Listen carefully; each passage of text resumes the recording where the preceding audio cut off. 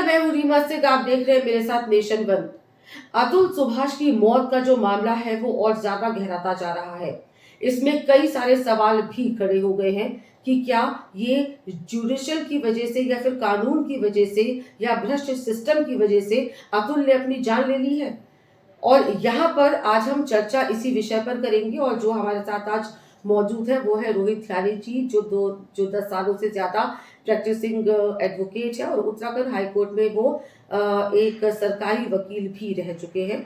उनसे कुछ तथ्य जानेंगे, कुछ कानूनी धाराओं की बात करेंगे और उनसे समझने की कोशिश करेंगे कि आखिर अतुल सुभाष की जो आत्महत्या है क्या उसके पीछे कानून है। रोहित जी, आप पेशे से वकील हैं।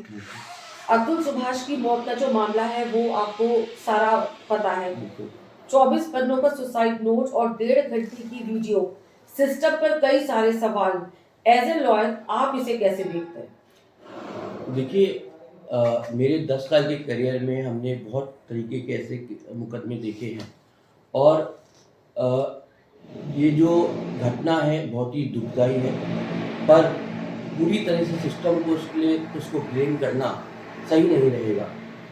इसके पीछे कई कारण हो सकते हैं कि एक आदमी ने इतना बड़ा कदम क्यों उठाया और मरते समय इतना एक वीडियो, जहाँ तक मैंने देखा है न्यूज़ में वीडियो चल रहा है, आप लोगों के माध्यम से भी मुझे पता लगा कि जो अतुल जी थे उन्होंने एक वीडियो बना के फिर सुसाइड किया और एक नोट भी छोड़ के गए हैं पीछे से। तो ये एक व्यक्ति जब बहुत परेशान हो जाता है ज़िंदगी से, उसके बाद ही ऐसा कदम उठाता है।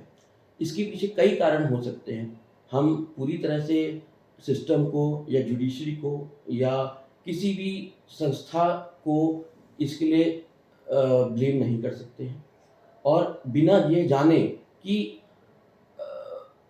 और कारण क्या थे कि वो ये स्टेप ले सकता है।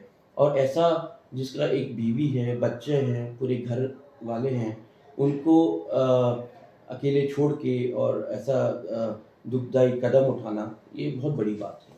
तो मेरा मानना ये है कि जैसे-जैसे आगे इंक्वायरी चलेगी और जैसे-जैसे तथ्य सामने आएँगे, तब हमें ज़्यादा एक क्लियर पिक्चर आएगी कि ये ऐसा कदम क्यों लिया गया। जेंडर न्यूट्रलिटी की बात अब लोग कह रहे हैं, आप उस पर क्या कहना चाहेंगे कि जेंडर न्यूट्रलिटी जो है वो होनी चाहिए? देखिए, मेरा मानना ये है कि हमारे न्यायालयों ने, स्पेशली जो हमारे सुप्रीम कोर्ट्स और हाई कोर्ट्स हैं, उन्होंने काफ़ी समय से बहुत कदम उठाए हैं जो कि जेंडर न्यूट्रलिटी की तरफ आगे बढ़े हैं। आज के टाइम पे जब शुरुआत में ऑनरेबल सुप्रीम कोर्ट का जजमेंट्स थे towards sexual harassment for women, जो विशाखा जजमेंट था, लैंडमार्क जजमेंट था सुप्रीम कोर्ट का, उस समय उन्होंने sexual harassment of women at work places act के बारे में बताया था, जो आज के टाइम पे लैंडमार्क स्टैच्यू है, जिसकी वजह से औरतें सुरक्षित महसूस करती हैं। जुडिशल सिस्टम पर कोई पहली बार सवाल नहीं उठ रहे हैं।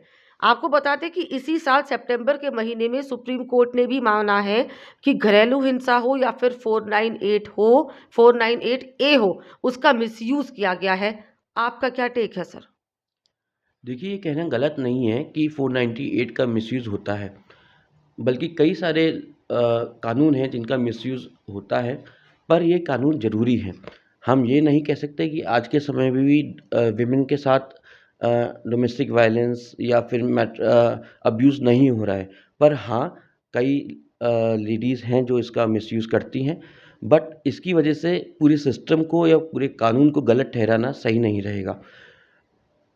हमें ये, ताकि ऐसी घटनाएँ ना हो, मिसयूज़ ना हो, हमको इसके इम्प्लीमेंटेशन के प्रोसीजर सही करने पड़ेंगे।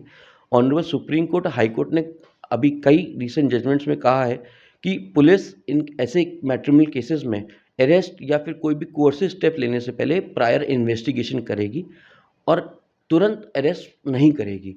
तो काफ़ी रिफ़ॉर्म सिस्टम में आ रहे हैं और धीरे-धीरे हमारी जो इसकी जाँच प्रक्रिया है उसमें सुधार आ रहा है।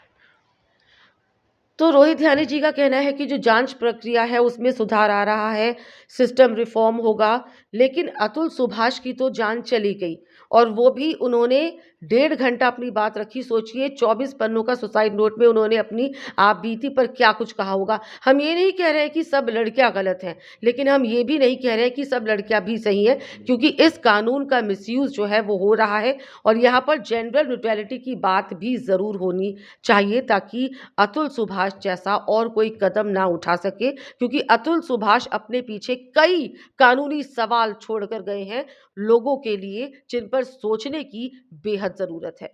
नमस्कार।